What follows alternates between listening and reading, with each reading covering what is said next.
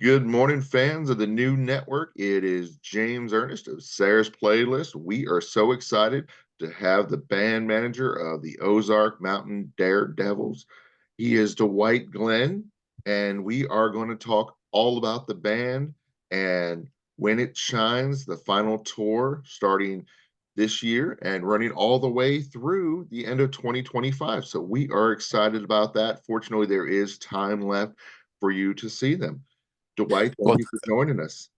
James, I'm excited to be here, thrilled for the opportunity, and thank you for clarifying. There's been some ambiguity out there. It is indeed our final tour, but it is in a 2-year tour. It's not Oh, just cool. 2024. It's going to be through most likely November of 2025. So we did this intentionally to give the fans an opportunity to see us as we travel around the country the next 2 years.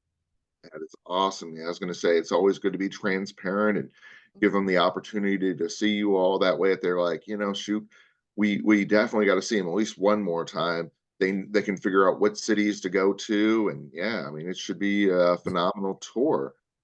We're looking forward to it. Over the last 3 years following the pandemic, the band has really ramped up their touring, and we're thankful for the opportunity. We did over 40 shows last year, almost 40 in our 50th anniversary year, and we got out of our little comfort zone, which is the Midwest, and specifically Missouri and Arkansas. And we've been in a lot of states and a lot of venues that the band had not been to in 20, 30, and in some cases 40 years. Oh And wow, the response has been great. And James, there's no question that the way you promote things has changed drastically in the last 10 years, much less the last 45 or 50 years. And social media allows for us to expose ourselves on Facebook and Instagram to fans that maybe remember the Daredevils but didn't know we're still playing, that we were still creating new music, and that this band in its current form, the 9 people that take the stage, this is probably the most talented band from a musician standpoint that we've ever had in 52 years. Everybody on stage is talented beyond words, and they love playing with each other, and it's obvious in our performances and the interaction between band members. They just have a lot of fun. And how many bands 52 years into it can say that they're still really good friends and they enjoy getting to perform together? that's awesome. You're right, because I know a lot of bands that have had issues over the years, but that's great that you guys have been able to stay together for so long and work so hard together. Yeah, it's we understand how fortunate we are, but then again, we always say that's because it's always been about the songs with the Ozark Mountain Daredevils. And that's why there was never a lead singer, because there were so many contributions by so many songwriters that nobody wanted to be the front man because there wasn't a front man. Everybody contributed, everybody took leads on songs, and to this day that remains the truth. And there's been 34 people that have been on the stage as a Ozark Mountain Daredevil, and to a man or a woman, it's always been about performing the song and staying true to the song rather than turning it into a personal performance. The other thing that's really great about the Ozarks Mountain Daredevils is how they're able to seamlessly fuse country, rock, and pop together. How were they able to do that so seamlessly? It's because the original six, especially, all brought different musical influences to the band. Steve, who was a co-writer on both If You Want to Get to Heaven and Jackie Blue, and wrote many, many other of the songs, Chicken Train, a lot of the iconic songs for the band. He was more of a lyricist and a poet than he was a musician. He just happened to turn into a brilliant harmonica player. And, Larry Lee brought some inspiration from people like the Beach Boys and some jazz influence. John Dillon brought some Southern blues and some country influence. And Randy Chowning had some country influence, was influenced by the Beatles. They all brought different talents to the band, and their songs represented, how they were raised and those influences. So one song may be country, like a country girl. That does sound like a country song. But if you want to get to heaven, it's pure rock and roll. Exactly. I mean, there's something for everybody, it feels like. I agree with that. I think that's what the appeal of the band is. It's also what made it impossible for our brilliant record label at the time, A&M Records, to figure out what to do with us, because you can't put us in any one genre because we were multi-genre. So we weren't just rock, we just weren't country. We had some bluegrass influence, but we definitely weren't bluegrass. So what in the world were we? Well, what we were was basically diverse, as I guess the best word to put it. Exactly. How were they able to elevate their live performances so much? I think it's a thrill. You know, John and Steve, who are two of the original founding members who are still with the band, have been for 52 years, will tell you to this day that they still are like kids before a show. And I see it backstage. There's an element of stage fright, not hiding in the bathroom, not wanting to go on stage, but they want to perform well. They want to give back to the audience and they feed off the energy of the audience and they love the joke with the audience. We always tell people if you know the words, sing them. If you want to clap, clap. If you want to dance, just make sure you dance with the person you brought.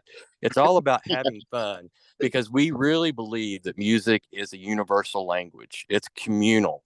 And you and I may not agree on politics or other things or religion, but I bet if we go to a concert together of an artist that we like, I bet we can share in the love of music. And that's what this band's all about. Exactly. It really feels like their music has united so many people. I think that's a perfect statement. I have nothing I can even add to that. So, what is the process of creating such timeless music? I think again, it's still the creative muse. You know, part of the reason the band had a big opportunity after Jackie Blue. You know, it was number 3 on Billboard, but it was number 1 on Cashbox and music. I mean, it was a number 1 international hit record. It was a really big deal, and A&M wanted the band to move to LA. Told them they'd put them on the road touring all over the world intensively for 3 or 4 years and make them a bunch of money. And I'm sure that was true. But the band had no interest in doing that. And I tell that story is because the inspiration for a lot of the music came from this area called the Missouri Ozarks that the band lived in. They were all raising young families. A lot of them had bought farmland, having their own gardens, had a spring running back through their place. And they just were afraid if they became commercialized that they wouldn't have the inspiration to continue to create new music. And I think a lot of people would say that was a silly decision. I commend them for making the right decision. Exactly. It was the right decision for them. They didn't want to sell out their principles. And that's really great that they followed their hearts. And speaking of that, I really feel that their music comes through that they seem to have grateful hearts and unstoppable spirits. I like that sentiment because I think there's a lot of truth to that. They're grateful for the opportunity that's been given them. How many people get to do something they love. They say if you love what you do, you never work a day in your life. And trust me, there's work involved in creating music, and there's definitely work involved in travel. But that joy of the 90 minutes on stage never goes away, no matter what age you are. So, what is the legacy of the Ozark Mountain Daredevils? We talk about this more all the time, and I have the tendency to say the Ozark Mountain Daredevils is not just a band, it's a brand. And when I say it's a brand, I think it's a lifestyle. I think it's choosing to be grateful rather than choosing to be resentful, to appreciate the opportunities that you've been given rather than the ones you might not have had the opportunity to explore. And I think that if we have a legacy, it's that the music will carry on well beyond the time that we perform it live on a stage. So, why are your fans so amazing? I think we always say we don't have the most fans in the world, and that's true.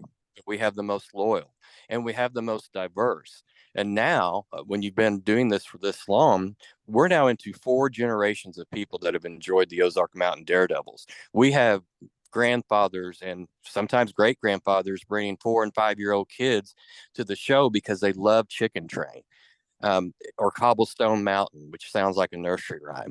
So many generations have grown up together with our music on float trips or in their backyards or on their 8-track player, cassette player, or CD player, growing up. And I think they experience our music live together as a family.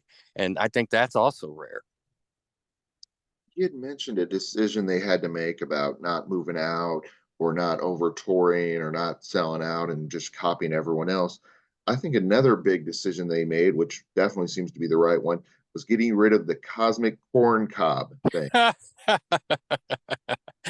Well, you obviously you know some of the backstory, but I'll tell just a little of it. When they first formed, they had about 7 different names. They were the Emergency Band, and Burlap Socks, and 2 or 3 other band names because they never really took it seriously. And I don't think there was ever an intention to be a band for a year, much less one for 52 years. But then all of a sudden, A&M Records hires them. Glenn Johns is going to produce their first album, and A&M said the first order of business is you're going to have to get a band name.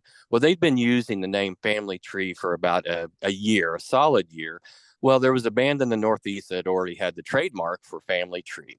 So that was not an option. So they had a name the band party, and there were some libations enjoyed. And one of the names that got thrown out there was Cosmic Corncob and his amazing Ozark Mountain Daredevils. Because you remember at that time, all the bands had names that were a paragraph long. Pure Prairie League, the amazing rhythm aces. You can go on and on and on. But nobody wanted to be Cosmic Corncob, which goes back to your original point about, nobody's a lead singer. That's what we talk about. And nobody wanted to be the front man and be Cosmic Corncob. So it got shortened to the Ozark Mountain Daredevils, and they thought A&M would just laugh at them and say, go back to the drawing board, guys. And guess what? They loved it. And a lot of the members were like, oh my goodness, now we're going to be an Ozark Mountain Daredevil our entire lives. Well, I think to a man and to a woman, they wouldn't trade it for the world. Yeah, that is awesome. Shoot, just it's amazing how things work out sometimes. Oh, yeah, karma. I think it's karma. So the other thing that I think was great and how it worked out was how the demo, you were able to reuse that in the Lost Cabin Session album.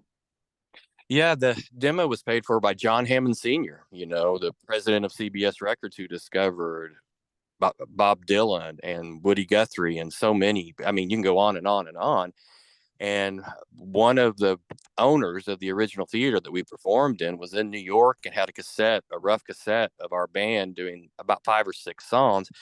And I won't go into the long version, but he made it to the top floor of CBS Records and played this tape. And John Hammond Sr. heard Black Sky and turned his chair around and said, play me a couple more.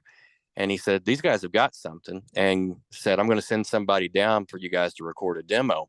Well, he sent somebody down, Michael Sunday from, at that time, Epic Records, came down to Springfield, and they went in there. I think Michael probably thought the band would give them 1 or 2 good complete demos. That was standard back then. You only had a day or 2 at the most to do it. A limited budget. It was $500.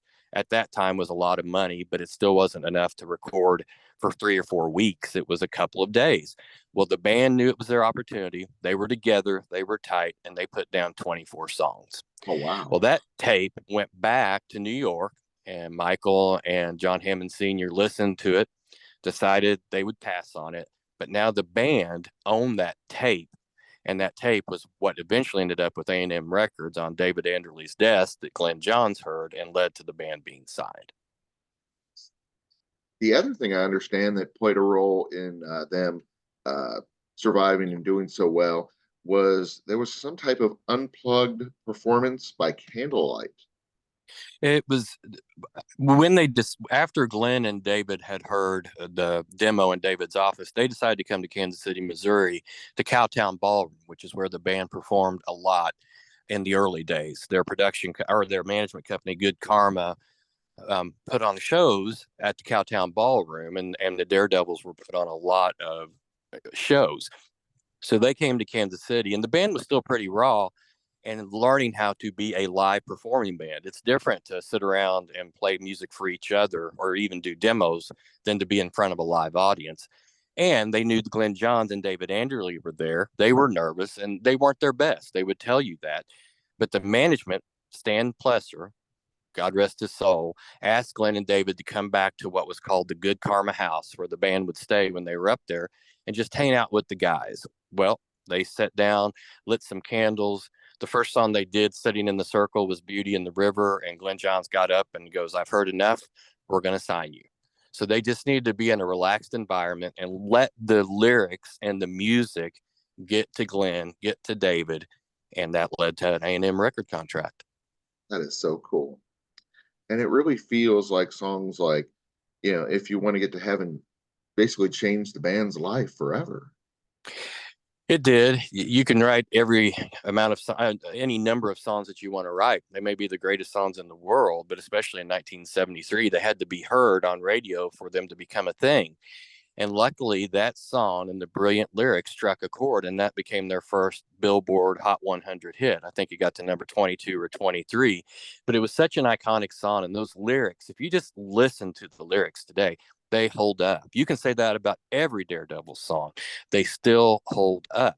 So that song gave them the opportunity to have a platform on radio all through the nation. And then the follow up, Jackie Blue, just had that perfect pop hook, and that's what you have to call it. The lyrics are great. It's a great song, but it had that hook.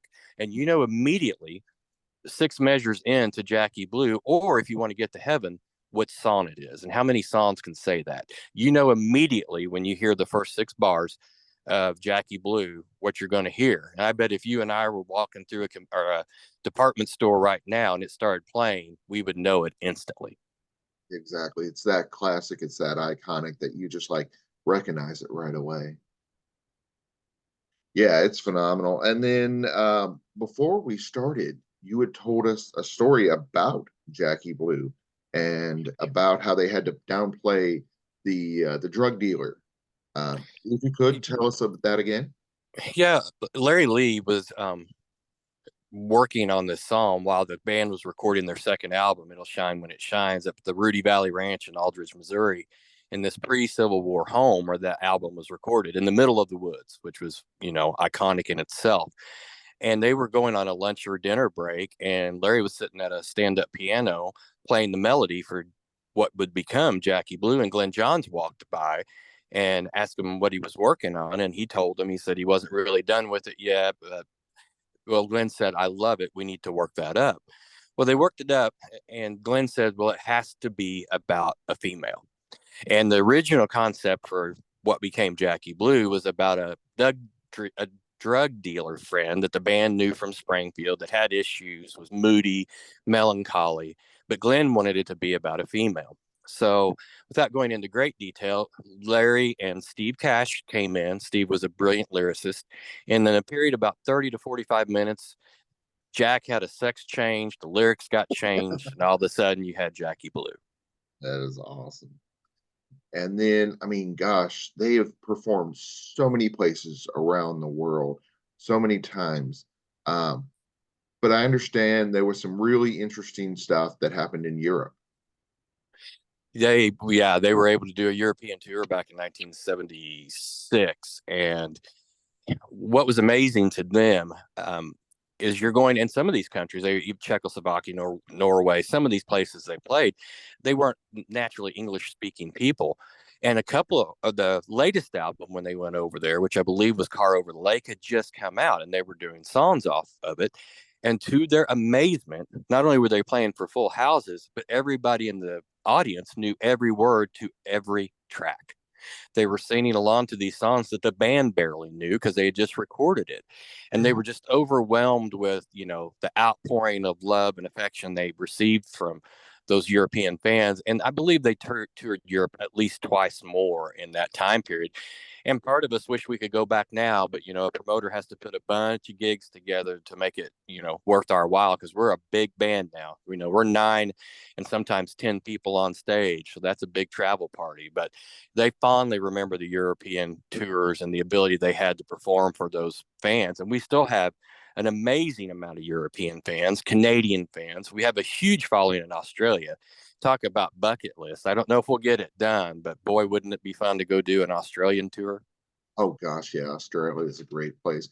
Actually, it's funny you mentioned Australia because I have coming up yours truly, one of the new upcoming bands from Australia. So I'm excited about that. But with them being in Australia, we're recording their show at 10 o'clock at night as opposed to 10 o'clock in the morning. Yeah, because it's already tomorrow there, guys. So you're Exactly. gonna have It's you have to crazy. catch up to us. Yeah, no, we're always amazed because you look at our Spotify numbers. There's Sydney and Melbourne, Australia, are always in our top 10 cities of people who are listening, and that just amazes us to this day. But to say that we have diverse fans, but we also have fans from all over the world. And how many bands can say that? Definitely. I mean, it's phenomenal, just the outreach and the outpour of love that you have from your fans. One of the things that I want to talk about is a bit of a side project, that White Mansion that was about the Civil War. I thought that was kind of an interesting thing. It was an interesting thing. It was really one of the very first concept albums ever done. Glenn Johns was the producer, and he recruited Steve Cash and John Dillon to come be a part of it because he knew that they could play the roles that they were going to play on that album. And Waylon Jennings was on it. Jesse Coulter was on it. A guy by the name of Eric Clapton, you might have heard of him, was on it. Just a huge, meshing together of talents. But it was ahead of its time, James. And because there were people from different labels on there, even though it was put out on A&M, the other labels really didn't want Waylon Jennings to be promoted on A&M because by that time I think he was with Columbia or Epic, and it just wasn't publicized in a way that would have made it more, I don't know, friendly access to fans. But it's a brilliant album. Conceptually, it's great. The topic today of the Civil War and the way the actors and actresses portrayed those parts, it's probably politically incorrect, but what isn't? Yeah. But if you get a chance to go out and find White Mansions, it is definitely worth your time. And John and Steve were so thrilled to work on that project. And they became lifelong friends with Waylon Jennings. And Steve and Waylon especially called each other Haas. They were two of a kind. And sometimes that's good. Sometimes in the 70s, that was not good. But that's neither here nor there. That's a different story for a different podcast. Oh gosh. And then of course when I'm listening to their music, I love to drink gin. Do you have Oh, yes. any advice You know on about the the gin. gin? Yeah. That's real. We were just talking about the gin. Yeah, when the band went to London to record their first album at Olympic Studios back in 1973, they were there for about 6 weeks, and a lot of times in the afternoon or on days off, they would go into an English pub, for a pint, and they noticed that there was this older gentleman, expat, that would come in this bar every day and get a gin and orange. So John, you know, if you know anything about the band, they're not shy. So John Dillon went up to this gentleman and said, "I understand the gin, but what's the deal with the orange?" And he says, "Mate, the orange keeps away the rickets." So the orange was to keep away the rickets, but he started talking to John about how gin was a medicinal spirit. And Oh, John began to have a passion and love of a London dry gin. And about 4 or 5 years ago, it was right before the pandemic, we were able to work with a local distiller here and come up with an amazing profile with 11 botanicals. A couple of them are actually, you know, we are able to get here close by, elderberry. And we have an Ozark Mountain Daredevil Ozark dry gin that's distributed throughout the state of Missouri, and we're thrilled with it. We want people to know, if they ever get to sample it, it is not a novelty product. This is not an Avon bottle that you put on the shelf. This is a real classic gin, and we just went through a grading process with a very prestigious, you know, I don't even know how to put it. One of these companies, that is what they do, is they grade spirits. And ours received a 94, and we are thrilled with that. So we just want people to know, if they ever get to Missouri, to pick up a bottle of gin. If you're a gin head, you will love it. awesome. Over 50 years, it feels like you mentioned, there are four generations that are listening to it. What would be your advice to the next generation of musicians? Go back to making songs that have lyrics, that have meaning. Um, I listen to some EDM. I listen to everything. I grew up in a household that listened to Frank Sinatra, Merle Haggard, Louis Armstrong. I mean, everything. So I have an appreciation for music, and I listen to modern music. I love Taylor Swift, and I think part of the reason that Taylor Swift is successful is that her songs have meaning. They're lyrics. You don't have to love Taylor Swift to respect her as a songwriter and as a brilliant business person. But if you have songs that have meaning, that tell a story, then I think people will gravitate toward that, because you and I can create a really cool beat But what does that beat mean? And what will it mean 80 years from now? Because there'll be more cool beats. But if you go back and listen to Jackie Blue, go back, if you're a Daredevils fan, if you're not a fan of Black Sky, I challenge you to go back and listen to the lyrics of Black Sky. We say it all the time. It's the most brilliant song ever written. That's what is gives you longevity as an artist, is songs that have a meaning that will hold up 5 minutes from now, 5 days from now, and 5 decades from now. Another one that is a bit off topic, but I think is fun. Wheel of Fortune. Oh, yes. Wheel of Fortune, a daredevil on Wheel of Fortune. Michael Soup Granda, who is, if you know anything about the band and Soup, he is a character. I mean, he's a lovable person, friendly person, jovial person. And during the pandemic, he and his granddaughters, he lives in Nashville now, they would play Wheel of Fortune on the phone while it was on TV because they couldn't be together. And Soup's wife, Julie, one day said, well, I see if you go online, you can apply to be on the show. So it was during the pandemic, on a whim, he applied. Well, guess what? He got called back. Then he went through the process. You have to do kind of a fake show on the phone. And this was during Zoom time. So they had to push fake buttons and solve puzzles. Well, believe it or not, he was able to get through that and was asked to come out to Los Angeles to record an episode. And he was on there, got second place. He still bruised the day because he was so close to being in first place, but he just couldn't come up with the puzzle that would have put him in first, but made some money. But here's what's the most ironic thing about that. It was great. You know, Pat Sajak was a DJ, I believe, in Nashville around the time Jackie Blue came out. And once he realized Soup was a daredevil and remembered Jackie Blue, they talked about it on the show. Well, that's not bad publicity, James. And the other ironic thing is that show aired for the first time on December 24th, which is two things: Soup's birthday and Soup's wedding anniversary. How about that for Kismet? That is so cool.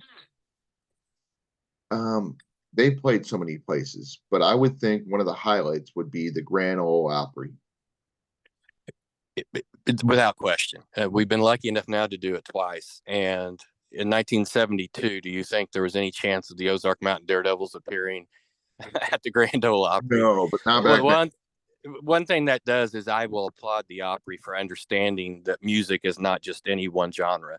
And they've opened up, you know, their doors now to many people. The Beach Boys played there right after us last year. That's even more weird, if you want to call it that, Yeah, than the Daredevils playing there.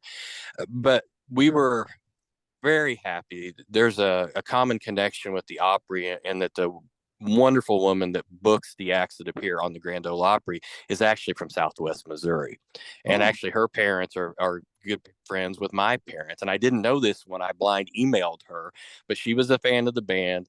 Asked a couple of her Nashville friends who said, absolutely, you have to put them on there. So we went down there in May of 2022, which was in our 50th anniversary, to make our debut performance. And it was on a Tuesday night, and we did not know what to expect. You get 13 minutes to do 3 songs. And, you know, we didn't, we let people know we were going to be there. We were proud of it, but we didn't want anybody necessarily to drive 7 hours from Springfield to see us do 3 songs. yeah. But James, we had people come in from Australia and Europe to see us Oh, on the wow. Opry for 13 minutes. And we're not saying they were all there for us, but they had 4,300 people. They were sold out on a Tuesday night. So what 3 songs do we do? Well, we knew we were going to do Standing on the Rock. That opens every show. It allows 4 people to do solos, so it highlights the band. And then we had a song that at that time that was new called Friend of a Friend, and that we did. And then we knew that the last song had to be Heaven, because that's our anthem. I mean, Jackie Blue may have been a bigger hit, but if you wanted to get to heaven, is our anthem. It closes out every show. And by the end of our third song, there was 4,300 people on their feet giving us a standing ovation for our first time at the Grand Ole Opry. How cool is that? That is so cool. Well, Dwight, it has been a pleasure having you on the show today. We have enjoyed reminiscing and talking about the final tour with the Ozark Mountain Daredevils.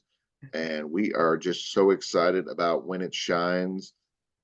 Fortunately, like you said, there's going to be plenty of time, 24 to 25. So there should be an opportunity. Hopefully, there'll be something nearby all of our listeners for them to come out and experience it in person. But before we let you go, we want to know, on social media, on the web, where is the best place to find out about them? Thank you for asking. That's where the tour dates will start appearing. Right now, there's only 5 or 6 posted because James, between you and I, wink, wink, we have over 20 dates on the calendar for this year, but a majority of them are August and beyond. And we want to make sure the venues and the promoters are okay with us announcing those. We don't want to announce that we're going to be at X and it not be on sale. That's not good. Exactly. So when you go to the Ozark Mountain Daredevils.com and don't see 25 dates on there, trust me, we just added a date yesterday. They are coming. You can follow that on Facebook. It's the Ozark Mountain Daredevils. Right now, if you go to the Ozark Mountain Daredevils and see the When It Shines logo for the final tour, you know that that's our official page. We try to post 3 or 4 times a year. A lot of them, it's history, stories about the song, story about, the band. And we're very pleased to say we've never bought a bot. We've never bought a follower. And when I started with the page, 5 years ago, 6 years ago, when I took over as manager, we had about 4,500 people. The page wasn't being worked. And now we're over 46, 47,000. And that's not a million, that's not 10 million, but we know they're all true because we never pay for a boost. So we're proud of that. We also have an Instagram presence, but the Facebook page is where a lot of people gravitate to. And I can say this, there's a big announcement coming very soon about an iconic place that we've never played before that I think people will gravitate to.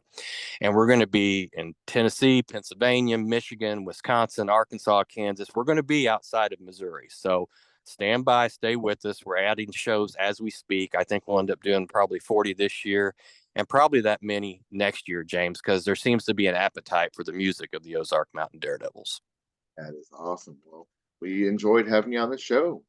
Thank you. Thanks for the invite. We appreciate the opportunity. And to all the fans out there, thank you for allowing us to do what we love to do. And we're going to raise a little hell for 2 more years.